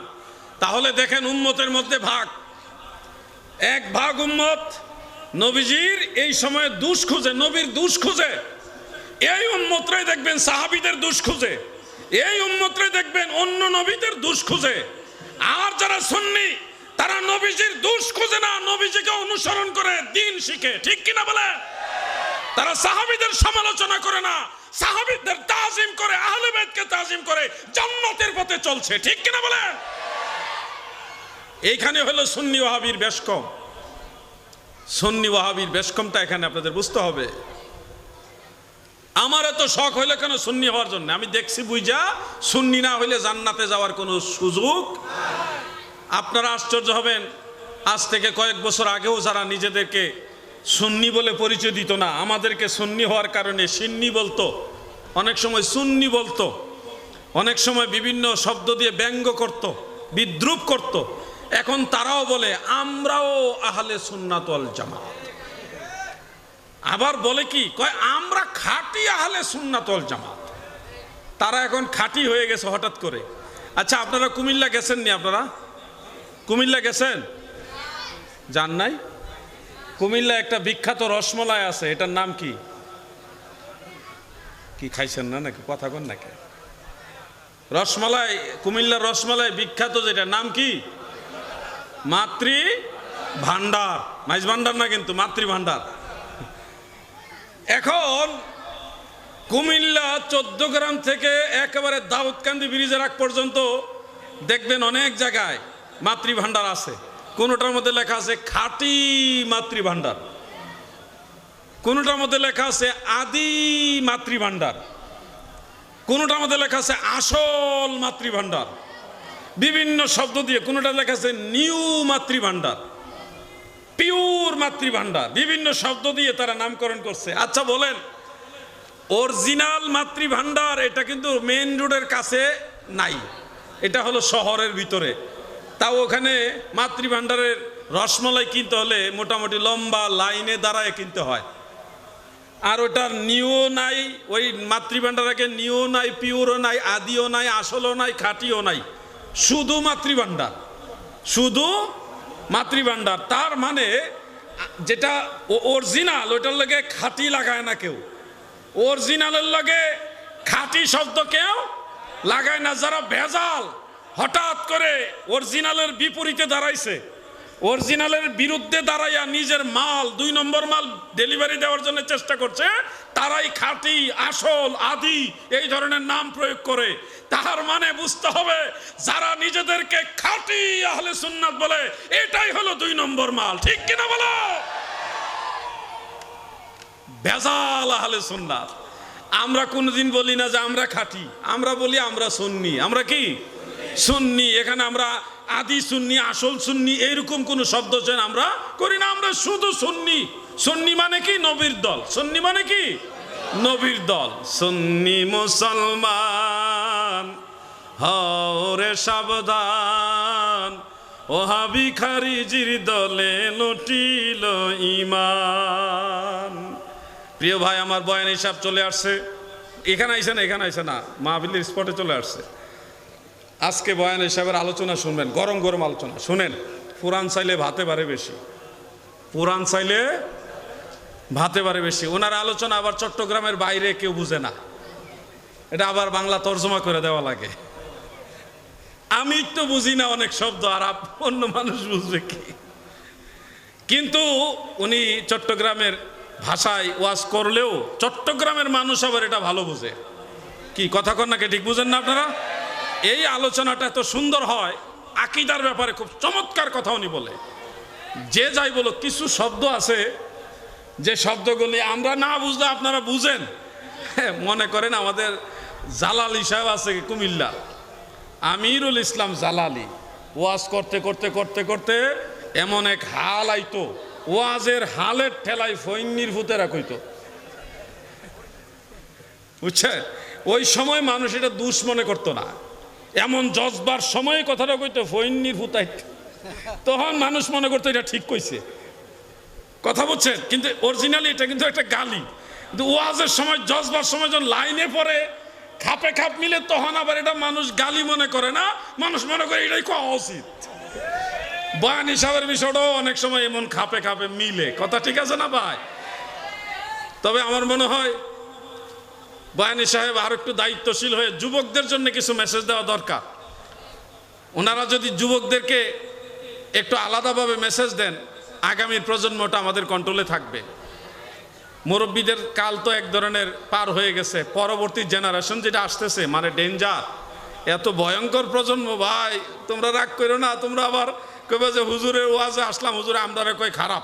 তোমরা না, তোমরা না, তোমরার মাঝেই আছে এমন কিছু একটা প্রজন্ম আমাদের সামনে আসতেছে যাদের মধ্যে ধর্মের যে একটা প্রভাব, এটা খুব কম, একেবারে কম। আকাবিরদেরকে ওইভাবে সম্মান করতে চায় না, তাজিম তাকরিম এটা কমে গেছে। আমরা দোয়া করি আল্লাহ যেন এই পরবর্তী প্রজন্মকেও আহলুস সুন্নাহ ওয়াল জামাতের পথে কবুল করেন, আমিন বলেন। প্রিয় ভাই আমার, যেটা বলছিলাম, মসজিদে নামাজ পড়তে গেলেন, এখন মুসল্লিরা সবাই সূরা ফাতিহা পড়ার পরে দেখা যায় অনেকে বলে আমিন। আপনাকেও বলতেছে, সহিহ হাদিসে আছে আমিন জোরে বলতে হবে। আপনারা টেনশনে পড়ে যান, কি করব? আপনি তো সহিহ হাদিস জানেন না, সারা জীবন নামাজে আমিন বলেছেন আস্তে, কিন্তু এখন বলতে হবে জোরে, বড় করে বলতে হবে। এই একটা হেজিটেশনে পড়েন। ভাই খুব মুসিবতে আছি জানেন।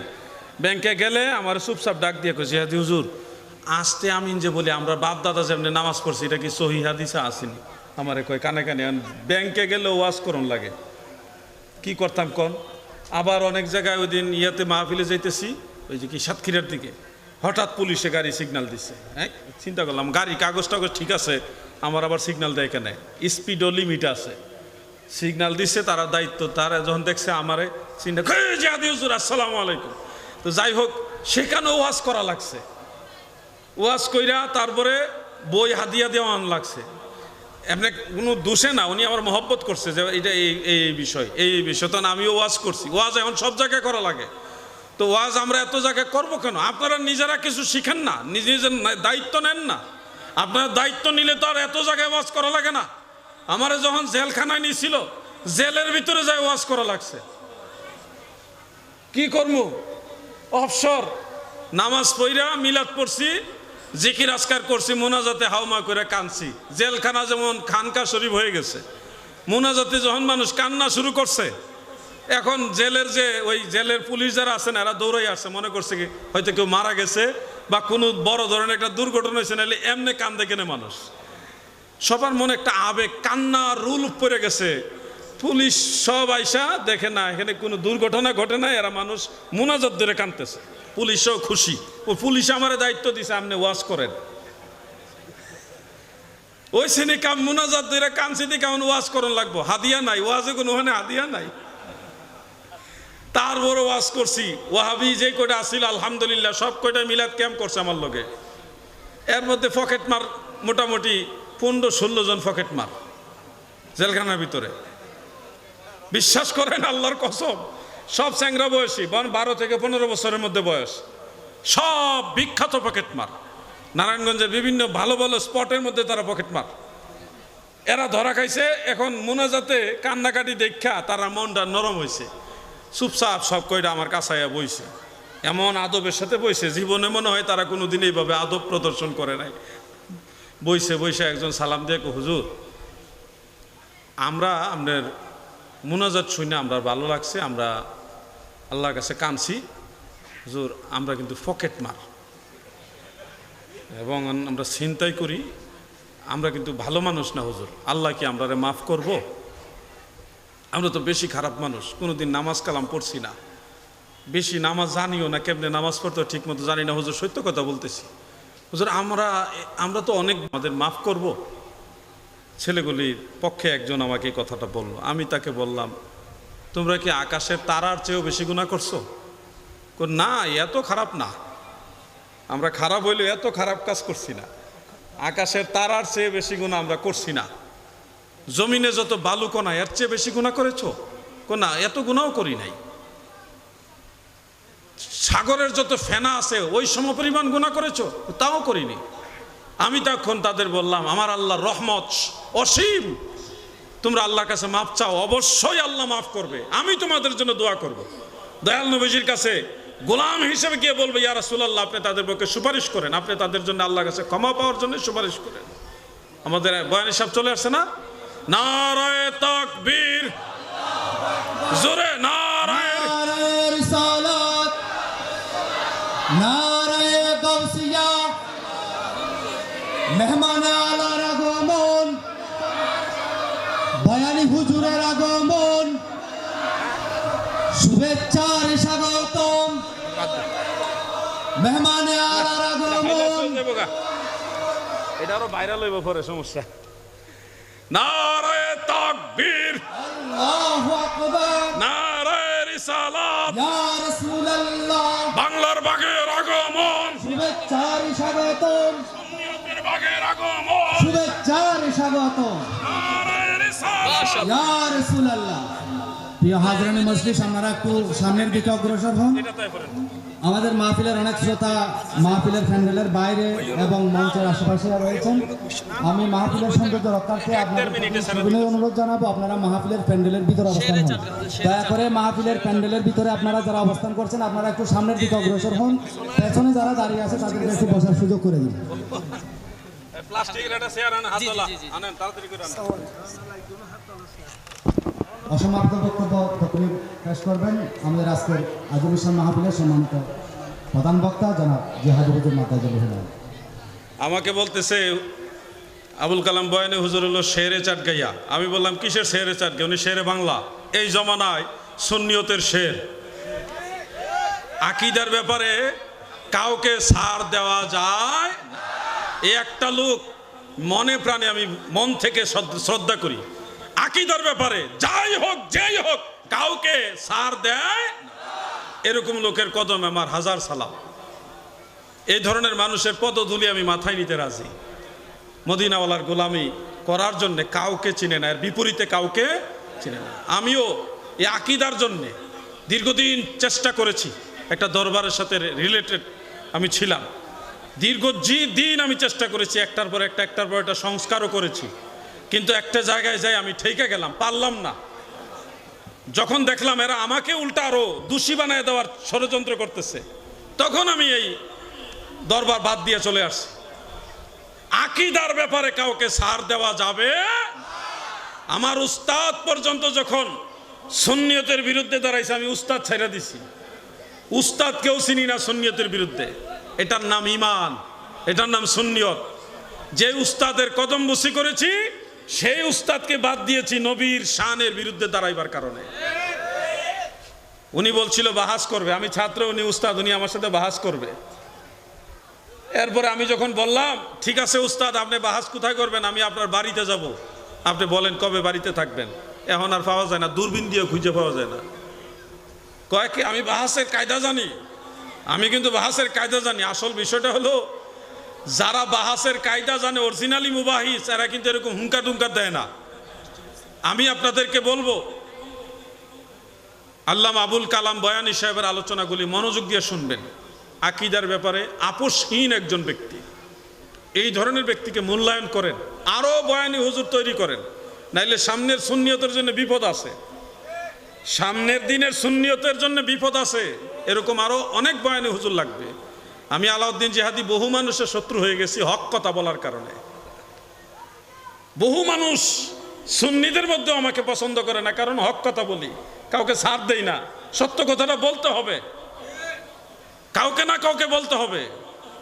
আপনি আমাকে পছন্দ না করেন অসুবিধা না, আমার দয়াল নবীজি গোলাম হিসেবে পছন্দ করলেই হবে। আমার আখেরাত নিয়ে চিন্তা।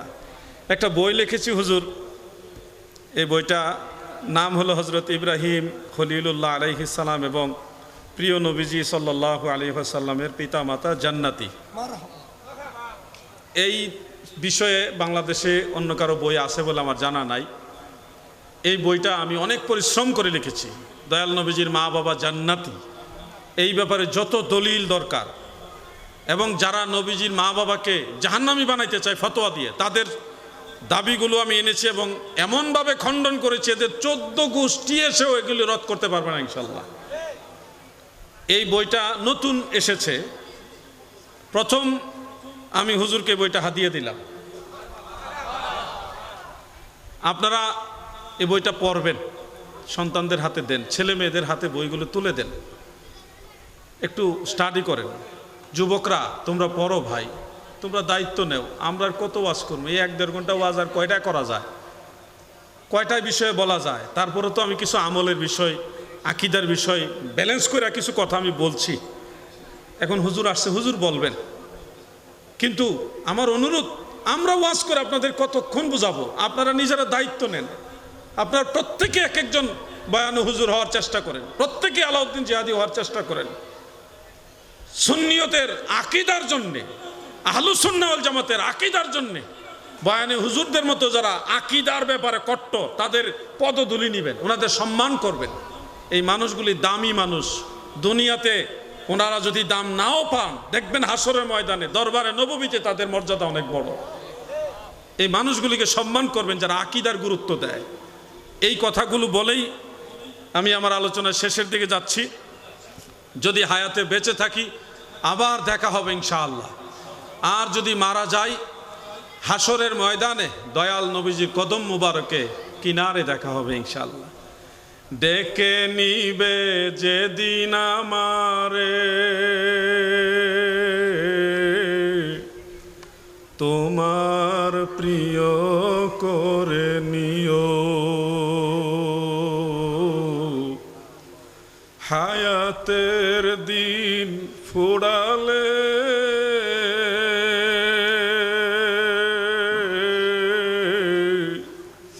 খাতেমা ঈমান মোরে দিও, কালে মানসিব মোরে দিও। আমিন। আসসালামু আলাইকুম ওয়া রাহমাতুল্লাহ।